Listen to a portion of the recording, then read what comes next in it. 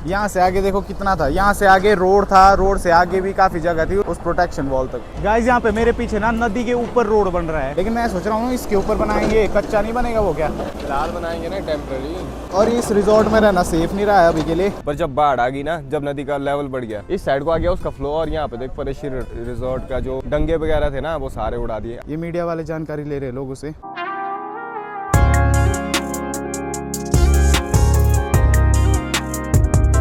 Hey guys, this is सही चौहान। कैसे हो आप सब? Welcome back to another blog. दोस्तों अभी मैं हूँ मेरे फ्रेंड के रूम में, यहाँ मेरे साथ बैठे हुए देखो सभी भाई लोग अपने। बिजू भाई भी आ रहा है अभी यहीं पे ना, तो उसको बोला है मैंने कि कुछ कपड़े लेके आई मेरे लिए, तो दुकान से मंगाऊंगा उसे। अभी तो वो ट्रैफिक में फंसा हुआ है, मनाली वाले रोड से आ रहा है ना बेचारा। बहुत अच्छा छोटा भाई है, इसने हम सब के कपड़े धोए हैं पिछले कल। वॉशिंग मशीन है यहाँ उसमें। वो तू किससे बात कर रहा है यार? धीरे बात कर। इतनी जोर से बात करता है, लगता है जैसे यहाँ से लेकर अपने घर तक आवाज पहुंचाएगा 100 किलोमीटर दूर। जो भी कपड़े निशु ने धोए थे बहुत अच्छा काम किया, लेकिन वो इसने रात को छत पे रखे, रात को बारिश हुई, अब वो सारे गीले हैं। और एक एक ड्रेस ही लेके आए घर से हम। तुम्हारे तो सूख गए ना कपड़े, मेरे नहीं सूखे हैं सिर्फ। मनाली से बीजू भाई भी अभी यहीं आ रहा है, तो उससे कुछ कपड़े मंगा लूंगा। रोड्स की हालत तो आपको पता ही है, अभी वो ट्रैफिक में फंसा है, फ्लड्स की वजह से, लैंडस्लाइड्स की वजह से। मनाली वाला जो रोड है पूरा डिस्ट्रॉय हो गया है, वहाँ पे बहुत ज्यादा ट्रैफिक लग रहा है, तो उसको थोड़ा टाइम लगेगा। फिर वो किसी दुकान में जाके मेरे को कॉल करेगा, वहाँ से कुछ कपड़े मंगा लूंगा उससे। यहाँ देखो गाइस, ये किसी से बात कर रहा है। दोस्त से बात करो अपने। लड़का है? हाँ। पक्का? हाँ। लड़के से ही बात करता है। गाइस फाइनली रेडी हो गए हैं, हम अभी जा रहे हैं कुल्लू में। कुल्लू में जो ढालपुर नाम की जगह है वहां जा रहे हैं। ढालपुर मतलब वो वाली जगह है जहाँ पे कुल्लू का जो फेमस दशहरा, जिसके बारे में आप सभी ने सुना है, वो दशहरा वहाँ पे हेल्ड होता है। और बिजू भाई भी आ गया है, वो मेरे लिए ये वाले कपड़े लेके आए हैं। मेरे तो मैंने आपको बताया कि गीले हैं। तो ये है मेरा दोस्त, 6 हैं हम टोटल। तो अभी हम निकलेंगे यहाँ से इकट्ठे ही सारे। ये देखो भाई। Hello guys. बिजू भाई ये हाल है थोड़े। ये बोल रहा है कि इसका जो हेयर कट है ये बहुत ही खराब कर दिया है, मतलब इसको अच्छा नहीं लग रहा है, लेकिन मेरे को ठीक लग रहा है। बड़े गंदे रिव्यू दूंगा उसमें आई वो। कहाँ पे काटे तूने? अरे पतली को मैंने सोचा उसका है थोड़ा बढ़िया ना, वो दिखने में रखा हुआ, मेरे को लगा यही होगा ढंग का। मैं गया वहाँ पे, उसने बोला भैया इतने इंच से अगर आप काटोगे तो इतना अच्छा लगेगा। मैंने बोला तो काट दे। काट दिया उसने। अच्छा लग रहा है, अच्छा लग रहा है। पर भाई आप कहाँ काटते हैं बाल? भाई के पास पैदल ही चलते हैं मेरे ख्याल। क्या करना बाइक का? इसके पास ही ठीक है। बाइक की चाबी है ललित के वहाँ। अच्छा ललित के पास नहीं, चाबी लेके क्या करना? हाँ यही रखते हैं बाइक ले जाना तो यही पाना पड़ेगा। अरे ये जुराबे भी है गिल्ली। हाँ वो निशु, ये जुराबे क्यों है गिल्ली मेरी यार? बाकी सूखे सब कुछ पैंटे पुंटे टोटल। यार जूते थोड़े गंदे हो गए हैं। अरे इतनी सेवा कर सकता हूँ तेरी। छोटा भाई हो तो इसकी तरह भाई। देखो बीजू भाई देख। मेरे साथ वो तो कभी ये ऐसा है ना, ये किया माँ एक बार। चेला है, तू चेला समझूगा क्यों? चेला छोटा है मेरा यार। देखो भाई मेरा जूता बिल्कुल चमका दिया निशु ने। मेरे कब चमकाए तूने? अरे इधर देख चमकाता हूँ। रुक जा, ये पकड़ तू, मैं करता हूँ, तेरे को नहीं आता है। अगर बेइज्जती भी करा रहा है मेरी। इंटेंशन तेरे अच्छे है, पर तेरे को साफ करने नहीं आते ना अच्छे से। सही बात की है इसने। चाबी लेके आ, मैं और बीजू भाई आते हैं बाइक में। गाइस आज धूप देखो कितनी ज्यादा लगी हुई है। अभी हम मेन कुल्लू सिटी में हैं और भाई मौसम बिल्कुल साफ है, तड़कती भड़कती धूप लगी हुई है। बीजू भाई के देखो हाथ भी काले हो गए। काले हो गए, हाँ टैनिंग हो गई हाथ में। तेरे को पता है मैं कहाँ ले जा रहा हूँ तेरे को अभी? नहीं अभी ले जाऊँगा तेरे को। अभी मेरे को काम भी है वहाँ पे, तो अभी ले जाऊँगा तेरे को ऐसी जगह में जहाँ पे पोटी खतरनाक दवाई रहेगी तेरे को, असली दवाई रहेगी तेरे को वहाँ पे। यहाँ पे तो कुछ नहीं है कुल्लू में, ज़्यादा नहीं है। जब तुम आउट ऑफ नेटवर्क थे ना घर पे, मनाली में आया था फ्लड, और मनाली रोड की बहुत खतरनाक बुरी हालत कर दी है, तो वही दिखाता हूँ तेरे को। वहाँ से दिख भी जाएगा तेरे को और मेरा काम भी हो जाएगा। दोस्तों बाकी लोग जो हमारे साथ थे वो सभी हमारा वेट करेंगे मेन सिटी में ही कुल्लू की। हम मनाली की तरफ जा रहे हैं अभी। बीजू द्वारा डरा दिया था। हम अभी मनाली की तरफ जा रहे हैं बीजू भाई की किसी काम से ना, तो उसको निपटा के हम वापस आएंगे, वो वहीं हमारा वेट करेंगे। गाइस जो भी लोग मनाली आने का प्लान कर रहे हैं उन लोगों को आज का ब्लॉग देखना चाहिए, क्योंकि आज हम देखेंगे कि मनाली के रोड की कंडीशन क्या है और यहाँ आना आजकल सेफ है या नहीं। वीडियोस तो मैंने काफी देखी कि यहाँ पे बहुत ही भयानक फ्लड आया था, लेकिन मैं तो घर पे था, सिग्नल भी नहीं था, तो कोई न्यूज तक भी नहीं पहुंची हमारे तक। तो यहाँ जब कुल्लू आया, सिग्नल में आया, तभी मेरे को पता लगा कि ऐसा ऐसा हो गया है, और बहुत बुरा लगा सुन के। अच्छा, और नदी ने कितना बड़ा रास्ता बना लिया अपना सारा रास्ता रिक्लेम कर लिया है। ये देखो गाइस, ये जो जगह जगह इस तरह से टूटा हुआ रोड है, ये तो कुछ भी नहीं है उसके कंपैरिजन में जो आगे है चीजें। ऐसा बीजू भाई बोल रहा है। भाई धूल देखो कितनी ज्यादा है, धूप और धूल दोनों ही बहुत ज्यादा है आज। यहाँ पे क्या है? पहले एक ग्राउंड ये था, ग्राउंड टाइप था यहाँ पे। यहाँ पे ग्राउंड था। मतलब ग्राउंड टाइप था यहाँ पे रेडी नहीं। अच्छा हाँ, यहाँ से आगे भी जमीन थी, अभी ग्राउंड था। वहाँ पे रेडी वाले होते थे, वहाँ पे अपनी रेडी लगा के सिड्डू की, मोमो की। हाँ, यहाँ देखो, यहाँ पे दिख रहा होगा आपको स्लाइस हुआ वो वाला पार्ट। काफी नजदीक आ गई है ना, यहाँ पे था रोड बहुत खुला। रोड की हालत कुछ ऐसी है दोस्तों, मलबे के ढेर लगे हुए हैं। अभी तो खैर फिर भी मेन रोड है, तो यहाँ पे फटाफट काम भी हो जाते हैं। तो काफ़ी हद तक मलबा उठा लिया है, लेकिन यहाँ से नदी चली हुई थी इस रोड से। और यहाँ देखो रेत के ढेर लगे हुए हैं, फ्लड ही लेके आया था अपने साथ यहाँ पे। और बाइक हमारी स्किट हो रही है, यहाँ देखो बिजू भाई को टांगे लगा के चलना पड़ रहा है। गाइस, एक बाइकर की ज़िंदगी ऐसी होती है। देखो, बारिश हो रही हो तो बारिश से गीला हो जाता है बंदा, धूप हो तो धूल से गीला हो जाता है। धूल से गीला क्या, धूल से बर्बाद हो जाता है बंदा। मतलब करे तो करे क्या, धूल खा रहा है तो ये भी खा रहा है आज धूल पे सब। ये बहुत ज़्यादा एक्सेसिव धूल, दांत में लगे कर कर करने। मेरे दांत करे चिरिंग चिरिंग, मेरे भी कर कर कर कर। ये ब्रिज कितना ज़्यादा डाउन हो गया है, टूट गया ये है ना। ये देखो चलने लायक भी नहीं है, बंद ही कर दिया है भाई। इस गर्मी से ना हालत टाइट हो गई। अभी मिली मार को ये छाया है ना, गन्ने का जूस पी रहा हूँ ना। गन्ने का जूस पीना सही में यार, गन्ने का जूस पीते हैं। आइस वाला चाहिए, बिल्कुल ठंडा ठंडा। मिल ही गया देखो भाई गन्ने वाला, आइस भी है, आइस है। गन्ने का जूस कर दो फिर दो, आइस वाला। ये आ गया अपना गन्ने का जूस। इतनी गर्मी में इसकी सख्त ज़रूरत है भाई। एक चीज बता दूं दोस्तों कि रोड मनाली के लिए खुल गया है। पिछले कल ही रोड खुला है जब बिजू भाई हमारे पास तक आया था। लेकिन खुलने का मतलब ये नहीं कि रोड बिल्कुल ठीक है, मतलब रिस्क की तो है, क्योंकि लैंडस्लाइड प्रोन एरिया हो गया है। पत्थर गिर रहे हैं पहाड़ों से, बादल फट जा रहे हैं कभी भी कहीं भी। आगे एक होटल है, बहुत बड़ा होटल है, उसका नाम नहीं मेरे को पता। वो होटल बाल बाल बच गया फ्लड से। उस होटल के सामने रोड था, रोड पूरा खत्म कर दिया फ्लड ने। होटल रह गया है बस, वो भी ऐसा कच्चा सा टिका हुआ है वो अभी। यार एक तो ये हेलमेट ना, बालों की हालत देखो क्या हो जाती है। चलो अच्छा, पहले जाता था तू इस वाले रास्ते से, अब जाता तू इस वाले रास्ते से। ये वाला ब्लॉक है अभी भी। हाँ, यहाँ पे भी ऐसे कि एक लेन ही आती है, मतलब या तो इधर को ही आएगी गाड़ियाँ या तो इधर को ही जाएगी। अच्छा, तब तक रुकना पड़ता है, वेट करना पड़ता है। अब जब मनाली की तरफ जाना है तो इस रास्ते से जाना होगा। वो रिजॉर्ट भी यहीं पे। चल तब ये वो जगह देख, यहाँ पर इतनी ज्यादा नदी आई थी ना, मतलब पहले ही थी ऑलरेडी जो नदी थी वो। जैसे ये रोड है ठीक है, यहीं से टच में आ ही जाती थी नदी, टच में ही रहती थी। पर जब बाढ़ आ गई ना, जब नदी का लेवल बढ़ गया, फिर वो नदी आ गई इस साइड को, पल्ली साइड से नहीं गई, इस साइड को आ गया उसका फ्लो। और यहाँ पे देख परेशी रिजॉर्ट का जो डंगे वगैरह थे ना, वो सारे उड़ा दिए। आजा आगे दिखाता हूँ तेरे को, आजा। रेत ही रेत है गाइस। यहाँ देखो, अगर मैं ये थोड़ी सेटल हो गई है क्योंकि इनके ऊपर टायर चले ना, अगर मैं ऐसे मारूँ, ये देखो रेत ही रेत है पूरे रोड में। इस रिजॉर्ट का नाम शीरड है। हाँ, शीरड रिजॉर्ट काफ़ी फेमस रिजॉर्ट था ये। और इन्होंने आगे प्रोटेक्शन वॉल्स भी लगाई थी अपने लिए। प्रोटेक्शन वॉल भी बह गई, लेकिन मीडिया वाले भी यहाँ पे। हाँ, ये मीडिया वाले जानकारी ले रहे हैं लोगों से। ANI न्यूज़ चैनल वाले ये भाई कॉपीराइट डाल देते हैं छोटी छोटी क्लिप्स में, सीधे स्ट्राइक दे देते हैं मतलब क्रिएटर्स को। इनसे दूर रहेंगे हम, इनसे हमारा लेन देना नहीं है। अच्छा, ये बड़ा रोड बन रहा है मनाली के लिए दोस्तों, नया रोड। इससे पहले वाला जो रोड था वो टोटली डिस्ट्रॉय हो गया है। टेम्परेरी रोड निकाल रही हैं अभी यहाँ से। देखो, इसका जो पहले वाला कनेक्शन था वो वहाँ से था, इसको वैसे वहीं जाके जोड़ेंगे। देखो जहाँ ये पहले था। नहीं तो ऐसा है, देखो पूरे गांव से होके जो मैंने रास्ता दिखाया था ना मनाली जाने के लिए, जहाँ से मैं जाता हूँ, उस रास्ते से पूरा गांव घूम के फिर उधर जाते हैं, डोबी के पास पहुँचते हैं। गाँव ये दिख रहा है, देखा के। हाँ, ये गाँव दिख रहा है। हाँ, यहाँ जैसे तक लगभग। हाँ, तो भाई पूरा गाँव घूम के आना पड़ता है, मतलब दूर हो गया बहुत ज़्यादा। और वन लेन ही है वो, ट्रैफिक लगता है वहाँ पे। पर चलो, मैं तो बाइक वाला हूँ। ये क्या है, ये इतनी बड़ी बड़ी वॉल्स ये रोड के साइड में थी? ये थी रोड के साथ में प्रोटेक्शन वॉल्स। ये बची रही है ना? इनका क्या बचने का, क्या रोड से चक दिया। जिसको प्रोटेक्ट करना था वो प्रोटेक्ट हो नहीं पाया। लेकिन है देख कितनी हैवी है। जो ये शीरड रिजॉर्ट है ना, हाँ, शायद पहले देखा होगा लोगों ने इसको। ये था पहले, यहाँ से भी एंट्रेंस थी, वहाँ से भी एंट्रेंस थी, और ऐसी प्रोटेक्शन वॉल की तरह था वहाँ पे, मतलब स्ट्रक्चर बनाया है इन्होंने। तो वो वाला एरिया और इनका यार्ड था आगे, मतलब लॉन बिल्कुल सामने था इसका यार्ड। हाँ, वो भी चला गया।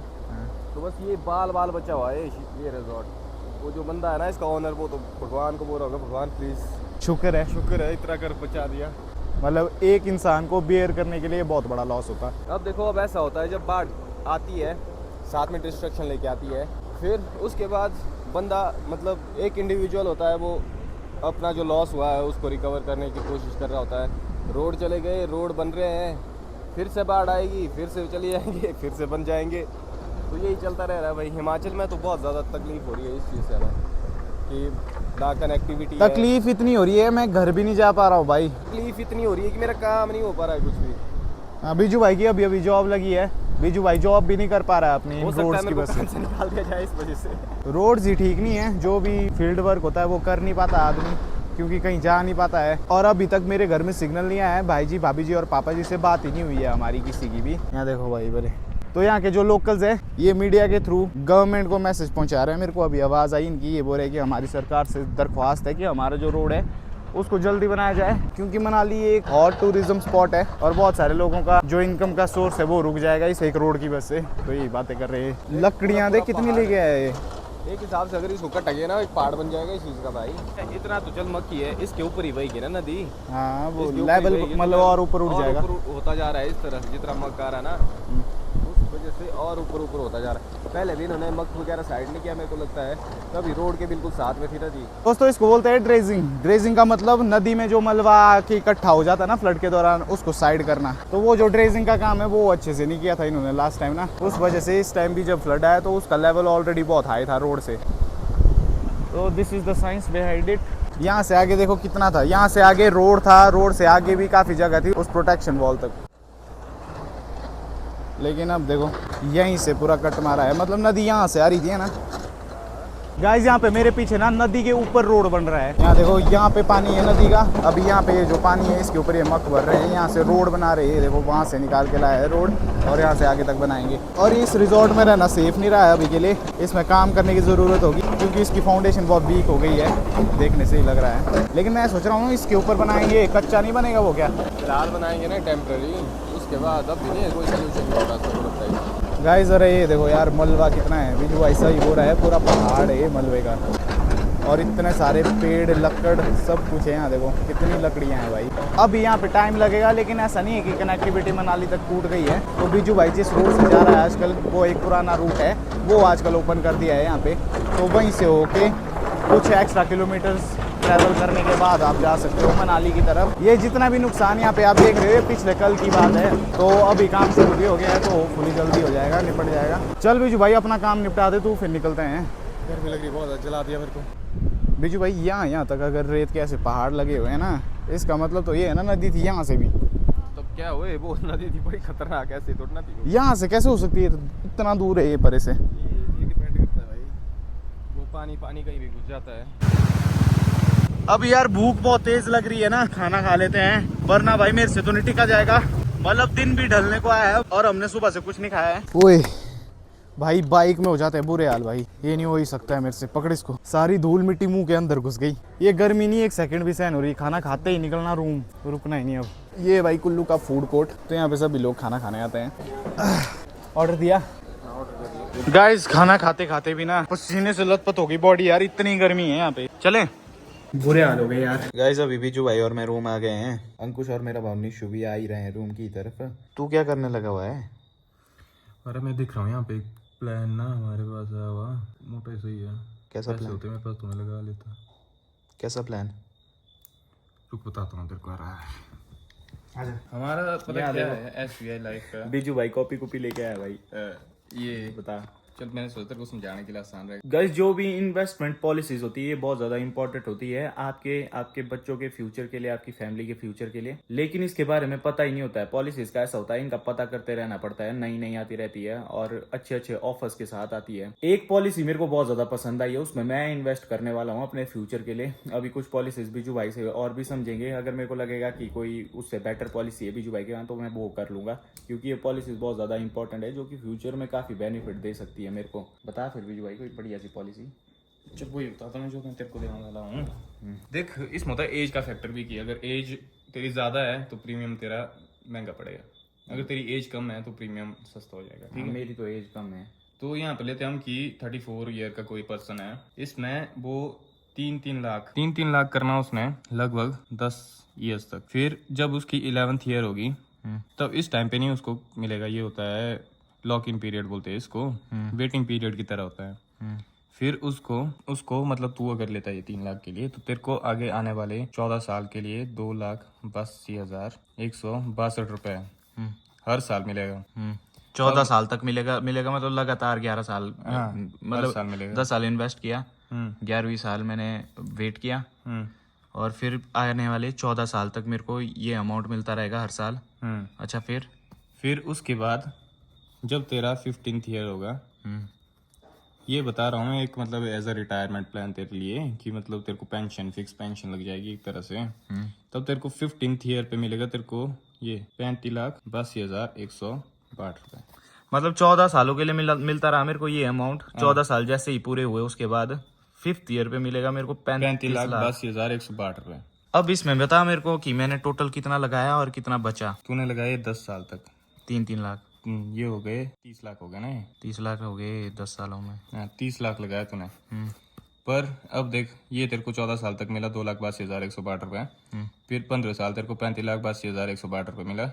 फिर मतलब तूने जो टोटल कमाया पूरी इन्वेस्टमेंट में 30 लाख लगा के, वो हुआ 75,32,430 रुपए। इतना कमा लिया तूने, लगभग करोड़ के पास पहुंच गया। इतना मिल गया मतलब मेरे को। अब इससे 30 लाख माइनस किया, उतना अमाउंट मेरा बच्चा, मतलब जो मेरे को रिटर्न मिला है ना। हाँ, मतलब तेरे को रिटर्न मिल गया 45,32,430 रुपीज।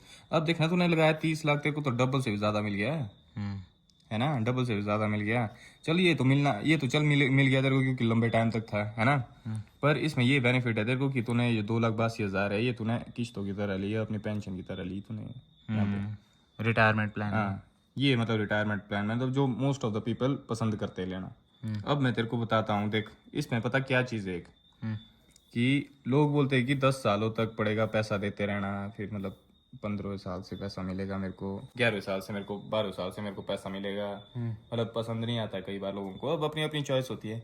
उसके लिए हमारे पास एक बहुत वो है हाई प्रोफाइल लोगों के लिए, जिनकी मतलब VIPs होते हैं, जिनके पास ज़्यादा पैसा होता है। उसमें भी ऐसा ही रहता है कि अगर तुम 6 लाख तुम दो हमें 5 सालों के लिए, तो उसका रिटर्न भी लगभग इतना ही मिलेगा। ऐसा रख लो कि 80 लाख तक तो मिलेगा ही मिलेगा। इसका सीन है ऐसा कि ये मार्केट लिंक, ये मार्केट पे डिपेंड करता है। और इसमें हम फैसिलिटी ये देते हैं हम लोगों को कि अगर ये मार्केट लिंक भले ही है, पर इसमें रिस्क कवर भी है। रिस्क कवर का क्या मतलब होता है? मान ली कि लॉस में चली कंपनी, मार्केट डाउन है, तब भी इसमें लगभग 55-56 लाख तो बन ही जाएगा आराम से इस वाले प्लान में। 6 लाख 5 साल हाँ, वो है गारंटेड। 6 लाख लगाए 5 बार, 6 5 30 लाख लगा दिए।